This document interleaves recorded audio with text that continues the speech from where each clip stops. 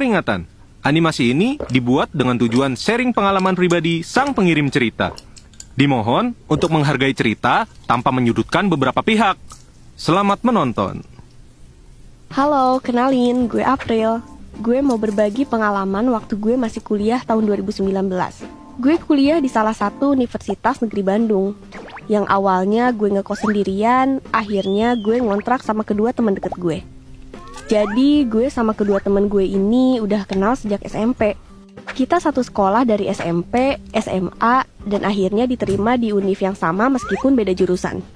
Kenalin, temen gue Jen dan Alia. Kita ngontrak rumah dengan 3 kamar, jadi masing-masing punya kamar sendiri. Nah, di antara kita bertiga, orang yang berani itu si Jen, sedangkan gue agak penakut, dan si Alia paling penakut seantero dunia. Jadi alasan kita ngontrak ya biar rame dan gak kesepian. 1 tahun pertama tinggal di kontrakan masih aman-aman aja. Soalnya banyak teman SMA kita yang jadiin kontrakan ini sebagai base camp. Hingga masuk tahun kedua, ada kejadian-kejadian janggal yang awalnya kami hiraukan. Pada suatu malam, gue harus begadang karena ada tugas untuk persiapan panitia ospek jurusan. Jen dan Alia udah tidur lebih dulu, dan lampu kamar mereka pun udah gelap. Gue baru selesai ngerjain tugas sekitar jam 1 pagi, dan gue ke toilet buat bersih-bersih dan tidur. Tidur di toilet kan ya anjir. Enggak. Pagi harinya, gue harus bangun subuh banget buat persiapan. Pas masuk ke kamar mandi dengan mata yang masih berat, gue lihat ke arah tempat sikat gigi. Dan sikat gigi gue nggak ada. Perasaan semalam gue naruh lagi di tempatnya. Gue, Jen, dan Alia punya sikat gigi dengan variasi yang berbeda.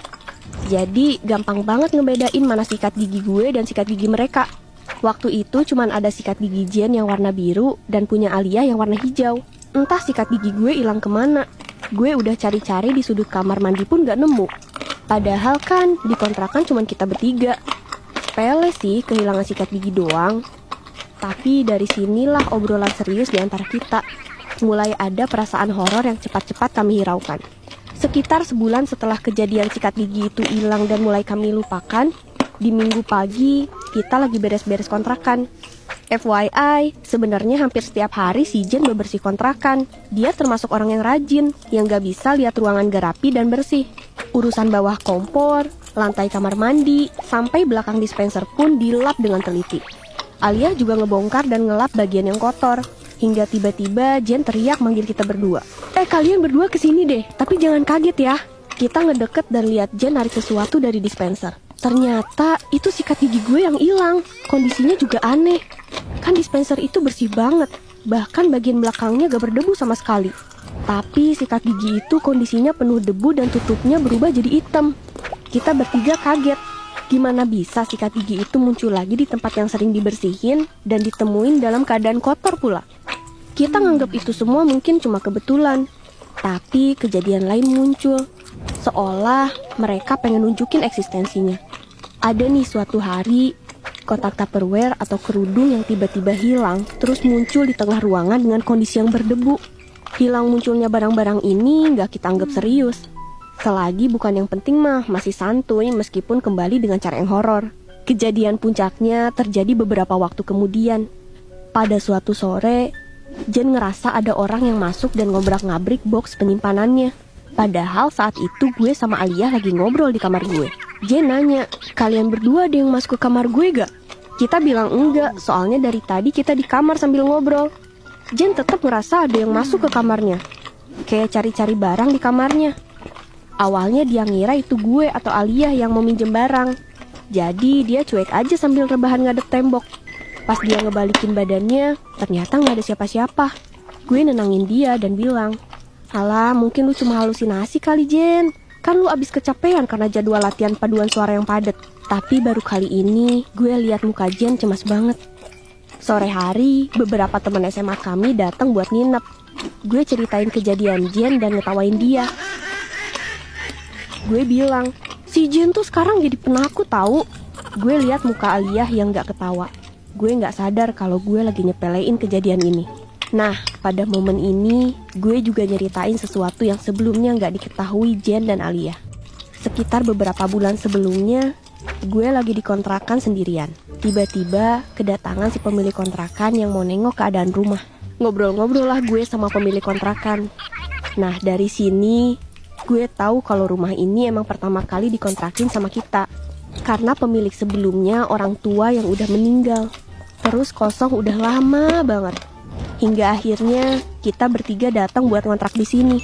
Jen dan Aliyah kaget dengar cerita gue. Malamnya, karena banyak teman-teman yang nginep, kami tidur berbagi kamar. Hingga azan subuh terdengar, seperti biasa gue selalu bangun lebih awal. Gue sholat dan bangunin teman-teman gue buat sholat juga. Teman-teman bilang ke gue buat gak tidur lagi sampai mereka selesai sholat. Gue pun mengiyakan sambil berbaring main HP. Dalam keadaan semua gelap, kecuali lampu ruang tengah yang remang-remang, gue lihat salah satu temen gue yang tidur di kamar Jen masuk ke kamar gue dan berdiri diem kayak orang kebingungan. Dia ngeliat ke belakang pintu, terus ngeliat gue. Gue kurang begitu jelas itu siapa, soalnya kondisi waktu itu gelap. Jadi samar-samar gue liatnya kayak bayangan gitu. Gue bilang, lu nyari apa? Karena gue mikir dia lagi nyari mukena. Mungkin mukenanya dipakai temen lain. Terus gue bilang, mukenanya dipinjem dulu ya sama yang lain. Abisan lu bangunnya telat sih. Terus dia keluar kamar sambil bilang, Terus disusul ketawa kecil gitu. Terus keluar kamar. Sampai akhirnya kita tidur lagi. Dan jam 6:30 gue kebangun. Gue dengar suara berisik temen gue yang katanya bangunnya kesiangan. Kenapa nggak ada yang bangunin mereka sholat subuh? Saat itu gue merinding parah. Gue bilang ke mereka kalau udah bangunin dan mereka pun gantian sholat subuh. Tapi mereka ngegeleng dan bilang kalau nggak ada yang bangunin. Bahkan kamar Jen sengaja dikunci karena dia takut ada orang yang masuk. Lah terus yang tadi subuh gue bangunin dan masuk ke kamar gue siapa? Saat itu gue merinding parah. Perasaan mencekam muncul. Gue mencoba mengingat kalau gue hanya ngeliat bayangan sosok itu tanpa bisa memastikan dia siapa. Sejak saat itu, gue, Jen, dan Aliyah mulai ketakutan. Kita mulai saling menunggu untuk masuk ke kontrakan. Bahkan sering tidur bertiga. Gue emang kurang ajar, udah nyepelein kekhawatiran Jen soal sosok itu. Kita nyusun rencana buat pindah kontrakan. Udah cari lokasi, cek fasilitas, sampai kira-kira gimana budgeting bulanannya. Semua udah dipikirin mateng-mateng demi keluar dari teror kontrakan ini. Pas semuanya hampir deal, udah mau DP kontrakan baru, tiba-tiba rencana kami gagal karena COVID muncul dan kita memutuskan gak lanjut kontrak lagi. Tapi setelah diskusi panjang, dengan kondisi yang mulai goyah dengan sehari masuk kerja sehari off, bikin gaji kita dipotong, dibayar sesuai kehadiran. Alhasil, pemasukan jadi gak stabil. Dan untungnya dari awal kita kuliah pun, udah punya penghasilan tambahan. Kerja freelance, WFH gitu. Mau gak mau, kita harus bertahan di kontrakan ini. Dengan harapan bisa coba cari yang baru begitu kondisi kembali normal.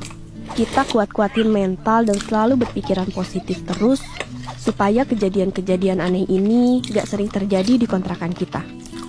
Ya walaupun masih ada gangguan, tapi gak separah dulu. Mungkin karena energi kita yang buat rumah jadi gak kosong, jadi ada kehidupan. Ibadah kita jadi ditingkatkan lagi dan bikin gangguan-gangguan itu lama-lama menghilang. Kejadian ini membuat gue belajar untuk gak menyepelekan keberadaan makhluk lain, apalagi menertawakannya. Jangan lupa selalu banyak berdoa, adain pengajian di tempat pindahan, terlebih lagi buat kontrakan yang udah lama kosong. Meskipun punya pengalaman horor di kontrakan, kenangan tentang kontrakan itu tetap ada di ingatan kita. Bersyukurnya hal ini bisa kita lewatin bersama. Segitu aja cerita dari gue. Bye-bye. Kenalin, gue Tara. Gue adalah orang yang sangat menghargai pertemanan. Tapi di satu sisi, gue orang yang gak suka ngumbar-ngumbar kondisi hidup dan keadaan gue. Baru akhir-akhir ini gue mulai belajar lebih terbuka. Kayak kasih kabar lewat story Instagram, atau kadang chat personal. Iya, gue se-private itu dulu. Cerita berawal waktu gue baru awal kerja. Gue tinggal sama teman kuliah gue di sebuah apartemen kawasan Jakarta Selatan. Awalnya, gue agak ragu buat tinggal di sana. Pertama, karena gaji gue nggak cukup buat ngekos di apartemen. Dan kedua, gue nggak suka tinggal bareng teman kuliah atau kerja. Alasannya cuma satu, gue gak mau kalau permasalahan di kantor atau di kampus dibawa ke rumah, tempat dimana gue harusnya beristirahat. Tapi temen gue bilang, "Gak apa-apa, kamu bayar segini aja per bulannya ke aku." Dan akhirnya gue setuju. Gue bergegas packing untuk tinggal di apartemen sama dia. FYI, gue di sini tinggal bertiga. Di apartemen ini ada 3 kamar. Nah, cocok kan? Gue tinggal sama Siti dan satu lagi yang juga tinggal di unit itu, sebut aja namanya Mira. Nah, si Siti ini sering banget ngajak ibunya untuk tinggal di apartemen. Bisa 2 bulan, 3 bulan, lalu pindah ke rumah anak yang lain dan kembali lagi ke apartemen. Begitu seterusnya. Rasanya berasa tinggal sama mertua galak. Apa-apa dikomentarin. Pernah suatu ketika Mira abis dandan mau keluar bareng sama pacarnya. Si ibu tiba-tiba jadi komentator MotoGP. Dia bilang, "Si Mira ini pemalas sekali, dandanannya kayak artis, tapi malasnya nggak karuan. Bisanya makan sama tidur aja." Langsung buru-buru si Mira ngibit keluar biar gak panjang komennya si ibu. Dan gak kalah nyebelin, ke gue juga komentarnya kayak, "Kamu itu cepetan nikah. Kalau umur udah 25 tahun itu aja udah berubah." Gue diem aja diomongin begitu. Palingan dalam hati aja ngedongkol. Berubah jadi Power Rangers kali ah. Sambil menjauh dan cekik. Pernah juga si Mira kan abis lembur di kantor. Dan besoknya weekend. Pastinya Mira bangun agak siang dong, jam 10-an lah. Si ibu merepet sambil gedor-gedor pintu kamar Mira. Si ibu bilang, "Hei Mira, bangun kamu. Lihat ini jam berapa. Perempuan macam apa yang bangun siang terus?" Tapi Mira akhirnya nyuekin ketukan dan celotehan si ibu. Mira akhirnya bangun dari kasur sambil ngedumel. Buru-buru Mira ke toilet buat cuci muka sama sikat gigi. Mira bilang, "Iya bu, ini Mira bangun. Ada yang bisa Mira bantu bu?" Tapi seolah gak peduli dengan upaya Mira, ibu nepis bantuan itu dengan tajam. Si ibu bilang, "Halah, perempuan macam apa kamu? Udah pulang malam, bangun siang pula. Beres-beres dong bantuin ibu. Jangan cuma ongkang-ongkang kaki aja." Dih, pale gue, kesel banget gue. Hari demi hari, si ibu selalu nemuin alasan buat ngekritik Mira sama gue. Dari cara kita masak, bersihin rumah, sampai ya itu cara berpakaian. Apapun yang kita lakuin tuh serba salah di mata si ibu. Mira ke kamar gue dan nyeritain semua kejadian tadi. Kita berdua cuma bisa saling nguatin satu sama lain. Mira curhat ke gue tentang unek-unek dia soal ibunya Siti. Mira ngerasa frustasi dengan celotehan si ibu. Padahal kita bukan anak kandungnya buat diomelin gini gitu. Ngingetin sih boleh, tapi jangan seolah ngejudge kita juga kali. Akhirnya kita cerita ke Siti soal ibunya. Siti cuma bisa bilang maaf terus. Gak tega sih, tapi kan dia harus tahu apa yang kita rasain soal kelakuan ibunya. Siti juga gak banyak ngomong dan komentar soal ibunya. Saking dia dituntut jadi anak penurut dan gak boleh jadi anak yang pembantah. Siti gak berani buat bilang atau kritik ibunya. Soalnya takut kena omelan maut katanya. Anak ini, si Siti, juga kena pressure dari ibunya. Bagi ibunya, nikah sebelum usia 25 tahun adalah sebuah keharusan. Tiap hari dia dipepet buat nerima siapapun yang ngelamar dia. Jujur, gue kasihan sama Siti. Tapi lama-kelamaan gue paham. Anaknya juga didoktrin pengen cepet nikah. Gue sama Mira cuma bisa senyum sambil gumam dalam hati, walau hati dongkol dengernya. Suatu hari si ibu masak buat kita semua, dan kita makan malam bareng. Ibu masak rendang, dan emang kebetulan si ibu ini ada darah Minangnya. Makanya rendang buatan dia kayak resto Padang abis. Seperti biasa, gue memuji makanan si ibu. "Wah, enak banget bu, rendangnya mirip masakan restoran," kata gue sambil senyum lebar. Lalu si ibu bertanya, "Kamu gak pernah dimasakin sama ibumu ya?" Gue jawab, "Kalau di rumah sih, ibuku gak pernah masak rendang semirip masakan orang Minang. Nanti aku minta resep deh biar aku kasih ke ibuku di rumah." Tapi jawaban si ibu ini bikin gue kayak kena petasan banting. Dengan entengnya dia bilang, "Berarti ibu kamu goblok." Dek. Tiba-tiba darah gue naik ke kepala dengan cepat seolah abis loncat dari tebing. Senyuman gue mendadak hilang. Tenggorokan gue mendadak tercekat. Gue pengen nangis, tapi gak mau nunjukin di depan mereka. Beruntung nasi di piring gue udah habis. Kalau belum gue sambelin tuh mama. Gue langsung bangkit dan segera cuci piring, terus masuk ke kamar. Pintu kamar gue kunci dan gak terasa air mata gue menetes deras.